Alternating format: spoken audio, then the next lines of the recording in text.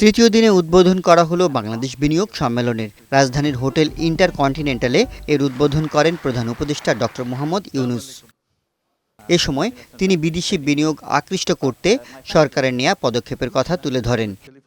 তিনি বলেন, বিনিয়োগের জন্য বাংলাদেশ এখন সবার জন্য উন্মুক্ত। বাড়তি খরচ ছাড়াই ব্যবসা করা যাবে এদেশে।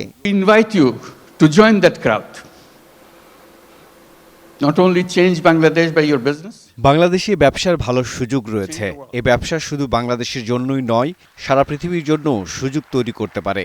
একসময় ক্ষুদ্র ঋণ বাংলাদেশের একটি ক্ষুদ্র গ্রামে শুরু হলেও এটি এখন আমেরিকার সবচেয়ে বড় ব্যবসায় পরিণত হয়েছে। Go ahead, make profit. Maximize as much as you can. তথ্য প্রযুক্তি ও উদ্ভাবনী চিন্তার মাধ্যমে তরুণ প্রজন্ম বাংলাদেশকে এগিয়ে নিয়ে যাবে উল্লেখ করে তিনি বলেন, তরুণদের চাকরি প্রার্থী না হয়ে উদ্যোক্তা হতে হবে। তরুণরাই পৃথিবী বদলে দিতে পারে। We are now talking about global.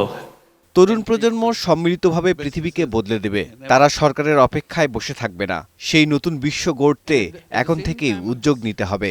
Bangladeshi ব্যবসা করার শুধু এ দেশেই বিনিয়োগ নয়, বরং এর অর্থ বিশ্বব্যাপী সামাজিক ব্যবসায় অংশ হওয়া। It is only one piece of. এর আগে প্রধান উপদেষ্টা বিনিয়োগে অবদান রাখার জন্য 4 ক্যাটাগরিতে বিভিন্ন প্রতিষ্ঠানকে পুরস্কৃত করেন। পুরস্কারপ্রাপ্ত প্রতিষ্ঠানগুলো হলো ওয়ালটন বিকাশ, স্কয়ার ফার্মাসিউটিক্যালস ও ফেব্রিক্স। এছাড়া বিশেষ ক্যাটাগরিতে কোরিয়ান এক্সপার্ট প্রসেসিং জোনের চেয়ারম্যান কি হাক সাংকে সম্মানসূচক নাগরিকত্ব দেওয়া হয়। সম্মেলন চলবে বৃহস্পতিবার পর্যন্ত। এস এম সুমন, বৈশাখী সংবাদ, ঢাকা।